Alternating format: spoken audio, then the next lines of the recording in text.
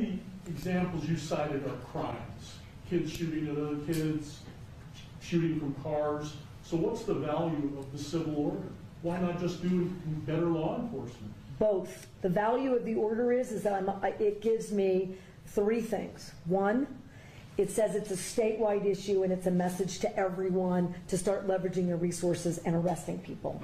Two, the jurisdictions come at this, including with the DOJ restrictions, differently, without the leveraging and the additional resources, arresting, and where do they go? We got to make sure that everyone is bumping up their services. It's a message to the Metropolitan Detention Center. It's a message to the HMOs. You better figure out treatment. We have been sort of stalled out, to your point. This order basically says, stop stalling out, and to your point, just arrest everyone.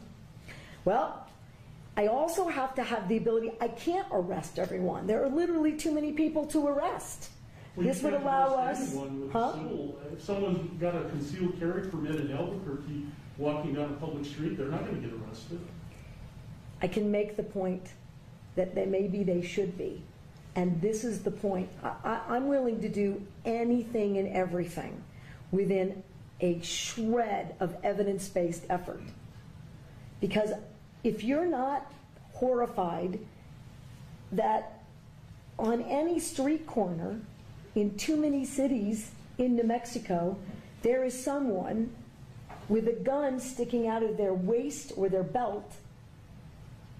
And I'll tell you, if you're a young person, you're not allowed to have a handgun. Well, it's a crime already. I got it, but we won't be able to arrest all of them. So imagine, just in a perfect world, if this was upheld, it gives all of these police officers the ability to focus on the real criminals.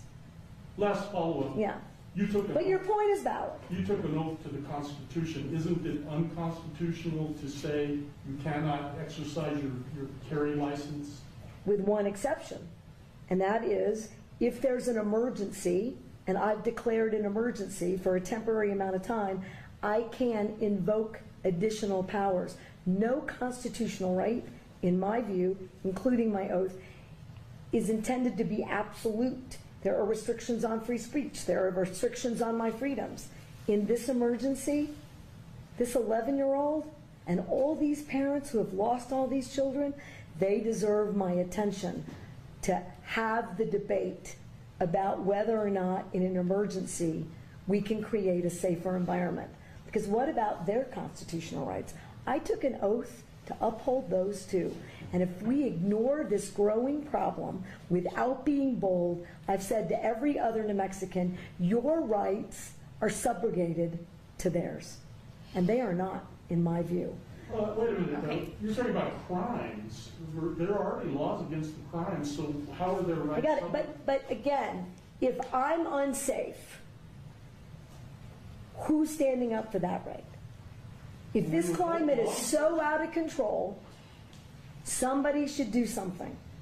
I'm doing as much as I know to do. Madam Governor, do you really think that criminals are going to hear this message and not carry a gun in Albuquerque on the streets for 30 days? No. But here's what I do think. It's a pretty resounding message